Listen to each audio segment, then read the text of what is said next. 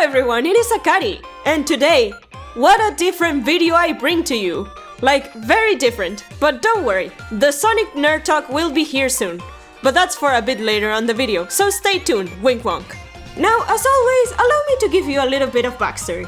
You see, some weeks ago, one morning at the ungodly hour that is 6 AM, when my classes start, I was pleasantly surprised to see that I received an email from the very cool people at Parblo Tablets. They reached out to me because they wanted me to test their new model of the Intangbo SW tablet. It's this one right here. Pretty, right? And after some emails and the inevitable art school situation that happened, which if you wanna know, I talk about it in this video on the top right corner, the day arrived regardless. The day finally arrived because today, that's exactly what we're going to do.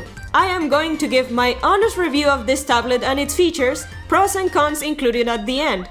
And also, fun fact, this isn't sponsored. Whatever I say is completely my opinion and experience as always.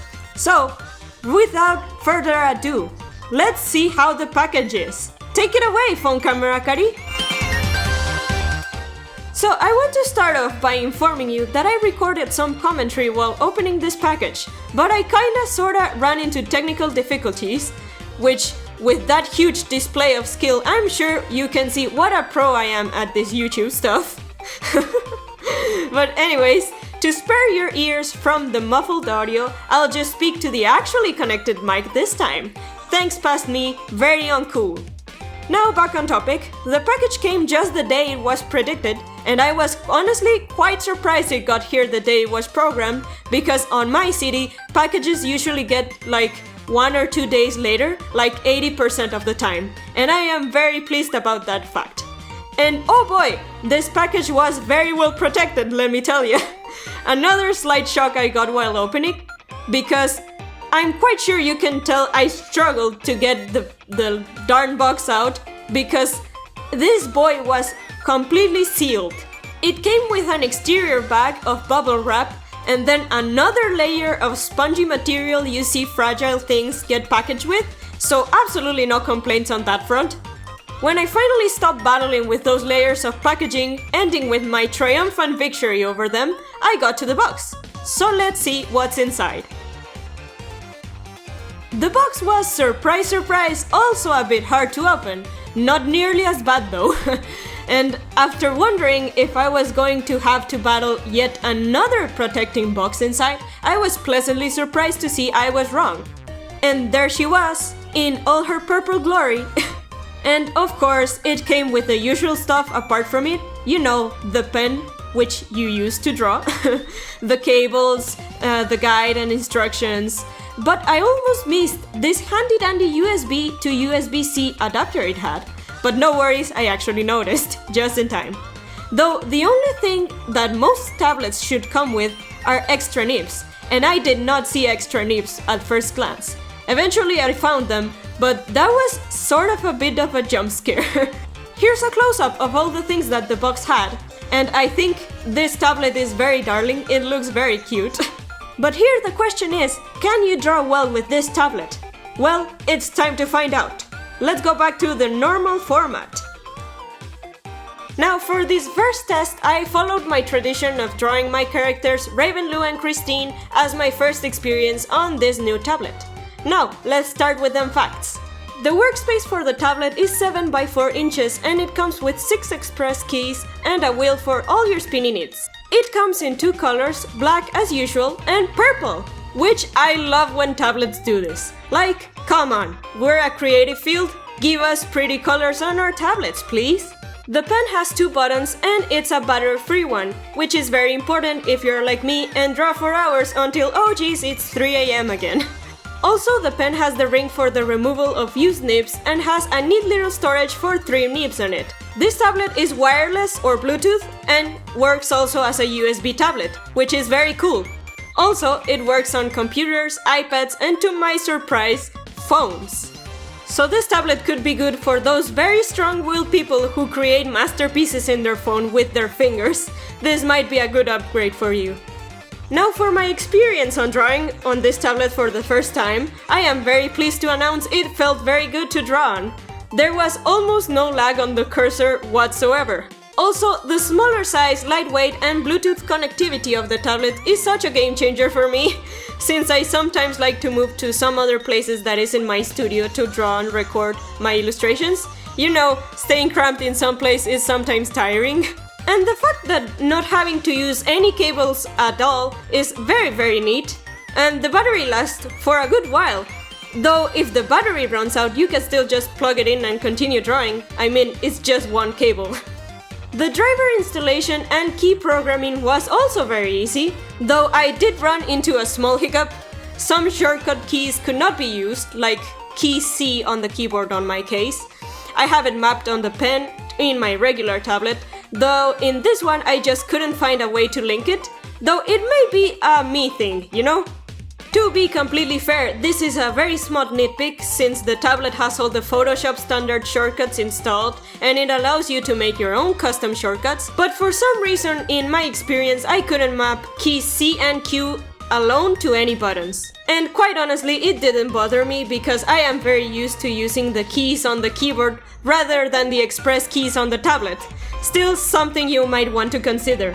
And lastly, on the topic of pen pressure, I found it a very good bargain for your money. I was honestly quite shocked, because look, I'm no stranger to cheaper tablets that promise to be good and end up being mediocre at best. My very first tablets were still on the rather cheaper price of tablets and had god-awful pen pressure. And they were a lot more expensive than this one. Granted, today it's a lot easier finding more affordable and good tablets on the market than some years back, and also the technology has gotten better, but it still baffled me. Now on to the next segment of this video, though if you want to hear the pros and cons and the final verdict of this tablet, skip to the timestamp on screen. Though for the ones who stayed, let's talk Sonic while I continue to test out the tablet. See, I told you it was coming. So today I have some topics I have to tell you, but first off, I must mention the tragedy that fell upon me, a truly unspeakable truth, which is that Sonic 3 was delayed where I live. It comes out a week later and I am very upset about that. Like I was vibing with a friend and we were supposed to go see Sonic 3 the 20th, which is the official release date, right? And we were checking out the times to go to the cinema and then we noticed that it wasn't there. Sonic 3 wasn't in the charts of the cinema. And we immediately froze up, like, what the heck is going on? We searched and it comes out a week later. I am not okay about that. When I tell you my day legitimately got worse, like I legit got sad about that. It's saying something about how excited I am for this movie. Though still, I will see it the first day that it comes out on my city, but what the heck, I need to avoid spoilers now. I was going to see it the first day, so I didn't have to avoid spoilers. So please do not spoil me on the comments. Pretty please. And then, as if it weren't enough, I received the news that Sonic 4 is coming out on 2027, I think? And the curiosity is nagging in my inside. I tell you that I am so curious about knowing what the heck is going on in the movies, but I have to wait. I am upset about that. I don't know if you can tell. But yeah, aside from that obviously tragic moment of my life, Sonic 4 is coming to cinemas on 2027. What a weird timeline we're living at, because back in the day, nobody had hope for the Sonic movie when it was the first announced. And now we have 4. Isn't that wild?